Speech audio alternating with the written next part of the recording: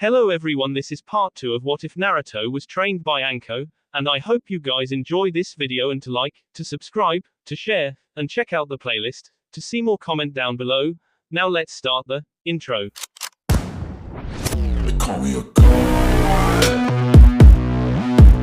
They call me a god. They call me a god. Join my membership, the perks are great. It's in the description. Be sure to like and subscribe, it gives me more motivation. Enjoy. Naruto had never slept so well in his entire life. After everything that had happened the day before, he felt strangely at peace with himself. Sure, he carried a demon inside him, not just any demon but the strongest of them all, but both Iruka and his Ji-chan assured him that he was a prison for the Kyuubi. In no way was he the Kyuubi or a demon, so he decided that everyone who said otherwise was just a jerk who wasn't worth his time. They ignored him, well, he would ignore them. Waking up at around 7 a.m., he had plenty of time to think about the things he wanted to buy today. At first he wanted to buy lots of ramen, but then he remembered his promise to become the world's best shinobi, and to do that he would need equipment and decent clothes. So that's what he decided to buy. Finally he would be able to get rid of that orange jumpsuit. Not that he hated the color orange, but it was a large risk for a shinobi to wear bright colors. How was he supposed to hide from his enemies while wearing an orange jumpsuit? So he needed some new cool clothes. So he patiently waited for the time where he would have to leave to meet with the Hokage. He was a bit nervous though. He didn't want to cause trouble after all. Well, maybe a little trouble would be fun, but too much trouble would be bad. Walking to the Hokage tower, he didn't meet anyone he knew, so he just kept walking, ignoring some crude remarks. Though he was used to them about now, they still hurt him when he heard them, but he had decided to ignore the fools who treated him badly, so that's what he did. Arriving at the tower, he went straight to his Ji-chan's office. Hearing the call to come in, he quickly opened the door and entered the room. "Ah, Naruto, right on time I see, very good," Sandaime said. He was a little surprised to see Naruto right on time, but he supposed that Naruto was very excited to go shopping, so he understood. Taking his hat from his desk, he walked toward Naruto and guided him into the hallway, where he told his secretary that he would be unavailable for the morning. She nodded and bid him a nice morning. "So are you ready, Naruto? What do you need? Don't worry about the money, I have it right here," Sandaime said to an very hyper Naruto. "Well, I need some new clothes. Can't be a ninja with orange clothes, so that's what I want to do first, if that's alright with you. After that it depends how much money I have left. If have enough left, then I would like to buy a new set of kunai and shuriken," Naruto told him. Sandaime nodded and started to lead the way towards the shinobi centrum of town. Naruto had been there a few times, but never to actually buy something. All his other stuff came from second-hand stores which were cheaper. So he was really lucky the Hokage wanted to accompany him. Seeing his adopted grandson happy smile warmed Sarutobi's heart more than anything these past years. Sure, his actual grandson made him smile too off, but Naruto's smile was so much more special to him, since it was a true smile and not the fake smile of his mask that he put on every day. Arriving at the shop where he knew that Naruto would be treated right, he had a small smile of anticipation on his face. He wondered how Naruto would react when he saw a true shinobi store. Getting Naruto's attention and showing him the way in, he quickly turned around to see the look on Naruto's face. He wasn't disappointed at all. Naruto's face showed a look of wonder and astonishment. You read his thoughts without trying. "Wow," was the only word that came out of Naruto's mouth, but his face said the rest, and that was more than enough for the shopkeeper and Sandaime to softly laugh at Naruto. Naruto looked inside the large store and saw rows upon rows of shinobi equipment, from simple clothes to shuriken and kunai. A large section of the store was reserved for equipment like katana, knives, weights and much more stuff, some of which he didn't even know the name of. He felt like he could get lost in this place and probably could spend hours looking at everything he didn't know or had heard about but never seen. For a young genin like himself, this truly was the place to be, there was no doubt about it. Seeing that Naruto was lost in his own little world, Sarutobi went to greet his old-time friend Masahiro Hideki. They had fought together in the war when they were still very young and had a mutual respect for each other. Hideki was one of the few persons who actually had permission to call him Sarutobi instead of Hokage-sama. "Hello Hideki-san, how are you this morning?" asked Sarutobi. I'm doing very well, Hokage-sama. Thank you for asking, replied Hideki. Hideki-san, how many times have I told you to address me by my name instead of my TLE? Sarutobi asked jokingly. Now one more time than last time, Sarutobi-san. Hideki answered cheekily. Naruto, who had stopped staring at all the things in the store, now stood beside the Sandaime looking amazed at the conversation. Nobody he knew so far addressed his Ji-chan by his name and got away with it. Naruto, I would like you to meet an old-time friend and one of the best shinobi I have ever had the privilege to fight side by side with, Hideki-san. Hideki-san, this is Uzumaki Naruto, a young academy graduate looking for a new look and equipment. The Sandaime Hokage said, introducing them to each other. Naruto quickly showed his respects to the man and introduced himself. Hideki looked at him and smiled, saying it was a pleasure to meet him. Now once again Naruto was amazed. Clearly this man knew about the Kyuubi, but he treated Naruto like he was just an everyday customer.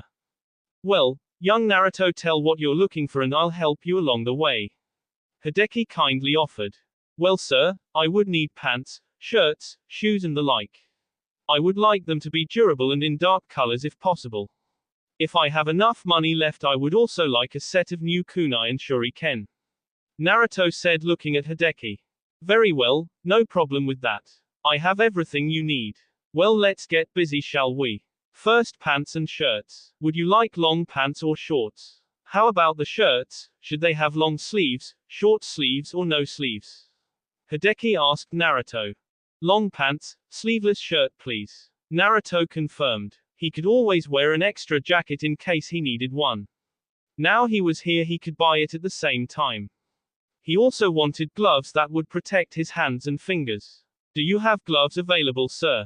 Not fingerless gloves but normal ones. And do you have shoes that cover the whole foot instead of exposing the normal sandals? Also, if possible, I would like a Junin-style vest. Naruto asked Hideki, who was picking out pants and shirts. Looks like young Naruto knows what he wants, isn't it, Sarutobi-san? Sure thing, kid. I got all those things you asked for. No worries. Why don't go look for a vest and shoes you like while I get you a pair of pants and shirts?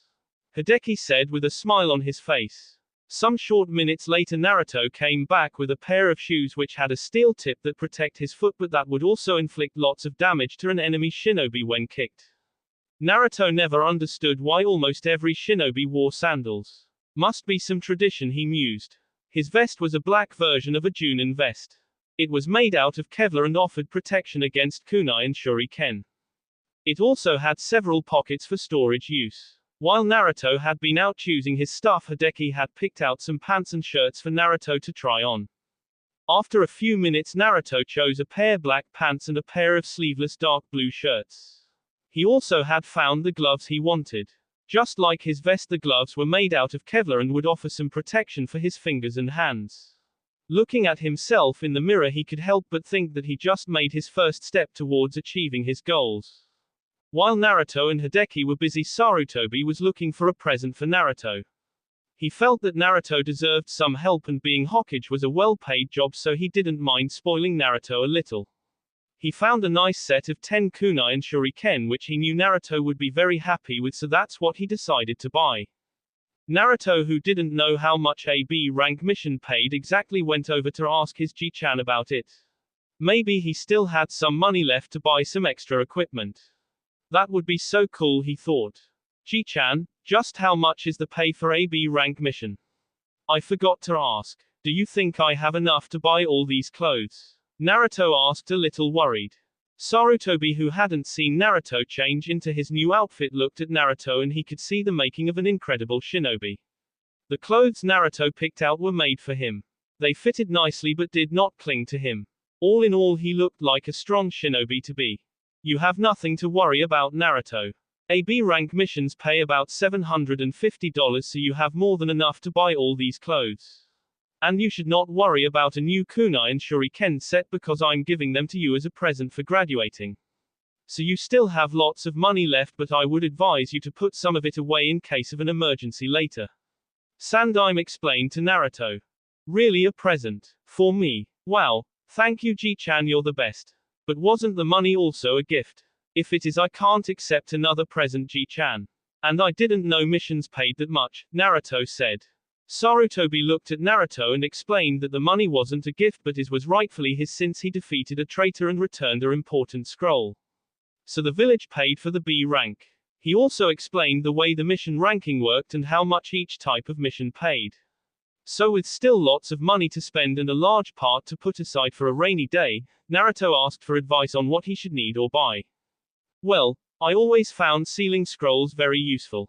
You can seal lots of stuff inside and because it's just a scroll it's easy to carry around. Very useful if you have to take long-term missions. No need to carry a large backpack, just seal everything in scroll or two and you're done. Hideki offered some advice on what to buy. Naruto immediately liked the idea of sealing scrolls. He thought it was a very good idea to have some of those. He could already see the use of them. He didn't have much things but some things he didn't want stolen or destroyed, so by sealing them and carrying the scroll with him his possessions were safe. He bought 5 of them since they weren't really expensive. After having been explained how to use them he also bought some explosive tags which he also wanted to try one day. After thanking Hideki for about 5 minutes he was told that he was always welcome in the shop, so Naruto promised that he would definitely come back and buy stuff. Naruto and Sandaime left the shop and went back towards the tower where they would have lunch together. Naruto had some questions about training and Sandaime had promised to answer them the best he could. When they reached the tower Sarutobi told his secretary that he was not to be disturbed until after lunch. She quickly nodded showing she understood and went back to organizing a pile of paperwork that had to be processed later that afternoon. Seeing the amount of work he would have to do later, Sarutobi almost told her that he would not be available for the rest of the day, but he knew that if he did he would have twice as much work to do tomorrow. So he sighed slightly and went into his office with Naruto closely following him. After a quick lunch Sarutobi told Naruto that he could ask his questions now. Naruto promptly started. Okay, I have several of them. First, why is it that I can perform the Kage Bunshin no Jutsu so easily but I can't do the normal Bunshin no Jutsu? What should I focus on? Should I focus on learning ninjutsu or taijutsu? Also, I really don't like the academy taijutsu style. Aren't there other styles I can learn? Can you teach me? Naruto fired question after question towards his Ji-chan. Sarutobi smiled and began to answer Naruto's question. Okay Naruto, one question at a time. I believe the reasons why you can do the Kage Bunshin no Jutsu so easily because you have a massive amount of chakra. The Kage Bunshin no Jutsu requires that while the normal Bunshin no Jutsu only needs a small amount of chakra. Now because of your massive amount of chakra your chakra control is bad. This is normal, so don't worry. All you have to do is practice your chakra control and you'll be fine. Now for your other questions, I would suggest you to practice your chakra control before everything else. The reasons is that if you have good control learning new jutsus will be much easier. Also good control means that you won't waste chakra when you do a jutsu. Now for your taijutsu, it's possible that this style isn't suited for you. That sometimes happens, so you'll have to learn some other style. Unfortunately I can't teach you, not because I don't want to but because that would show favoritism which I will not allow, not by myself or others. I hope you understand. But there is a way to study all of this without my help. Sandaime patiently told Naruto. Naruto looked somewhat disappointed but wondered what the other way was. He thought about it but couldn't find a way. Sarutobi, seeing Naruto didn't quite understood what he was trying to say, explained to him that now that he had graduated from the academy he could access the shinobi part of the Konoha library. There he would find several books on chakra control and much more. Of course, the really good stuff was not stored in the library but inside a special library which was only accessible to Junin level shinobi, but for basic stuff the Konoha library would be enough. So you're saying that if I go to the library and look for books or scroll on chakra control and taijutsu I could find what I'm looking for? Naruto asked wearily. Sandaime nodded and told Naruto that he would have to come see him the day after tomorrow to meet his Junin sensei. This confused Naruto slightly because he thought they would be put into 3-man teams. When he asked about it, Sarutobi told him that Naruto was a special case because they had already made the teams the afternoon of graduation. So now they had one genin that didn't have a team. Seeing his dejected face, Sarutobi told Naruto that his sensei had especially asked for him and that he should be very glad because his sensei was very strong. After hearing that, Naruto's mood went up and he happily left the office thanking his Ji-chan again for the great gift and day. He quickly went to Iruka's house, but seeing Iruka wasn't home, he decided to pay a visit to the library. If you had told Naruto a couple of days ago that he would be eager to visit the library, he would have laughed at you and telling that there was no way he would ever go there.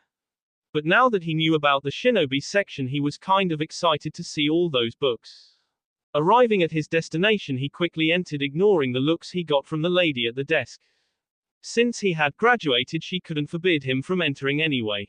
So he went all the way to the shinobi section looking for some books or scroll that could help him out with his chakra control problem. Seeing the large amount of books and scrolls, he sighed, knowing this would take some time. Suddenly he remembered about how he could use the Kage Bunshin no Jutsu to help him.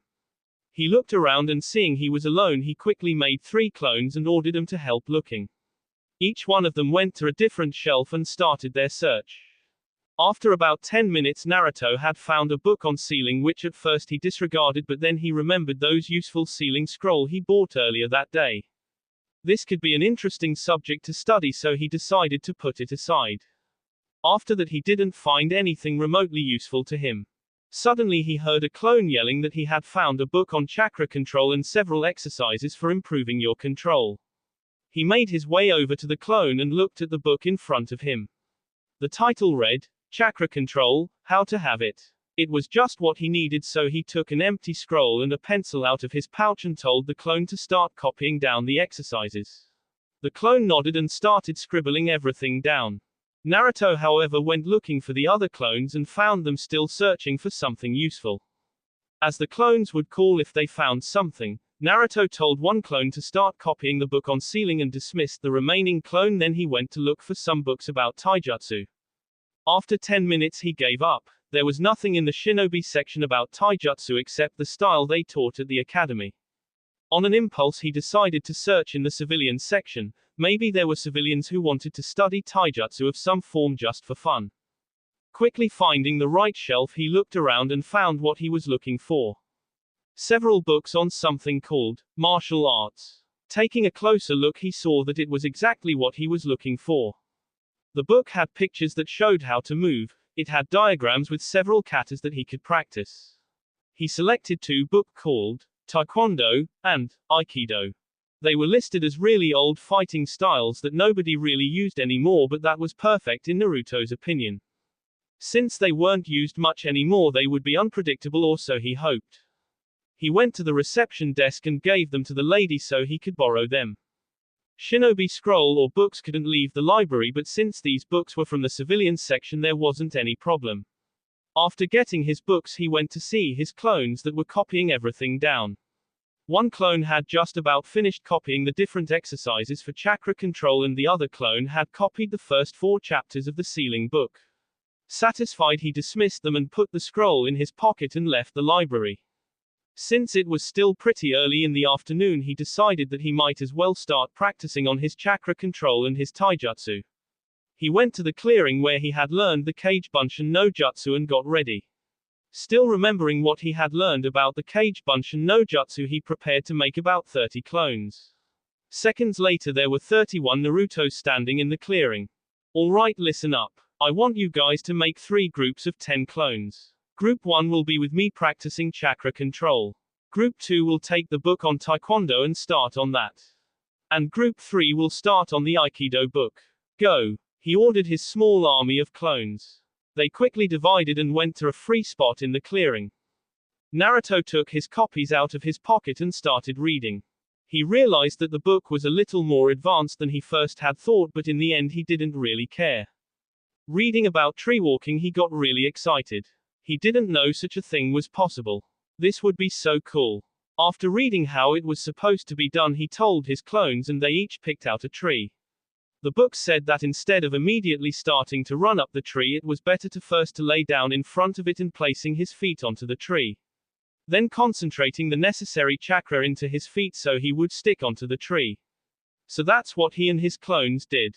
While he was doing that, the other 2 groups of clones were busy reading about the martial arts style he had chosen to learn. Taekwondo was an offensive style that focused on kicks and punches, while Aikido was a defensive style using the movements and strength of the opponent to grab, hold or throw the opponent. Each group started practicing the various moves like ordered. After about an hour of trying to stick onto the tree with his feet, Naruto and his clone got confident that they could do it. So Naruto decided to try his luck. He took some distance and ran towards the tree while focusing chakra to his feet. The clones watched as their boss reached the tree. They saw him make 5 steps up the tree before he came crashing down. Then they started laughing at his misfortune. Naruto scolded at them but told them to start practicing instead of laughing their ass off at his expense. After hours of practicing, Naruto and his clones made it to about halfway up the tree. It was getting dark, so he told himself that this was enough for today.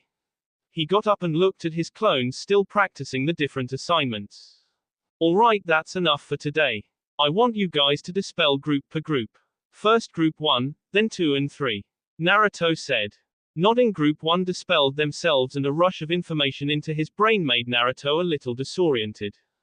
He didn't know that would happen, but it was over in about 2 seconds. Immediately he felt that his control had gone up. He looked at the tree and started running towards it. Reaching it, he just kept running onto it without any problem. He went halfway up the tree and stood there as if he had been doing it for years.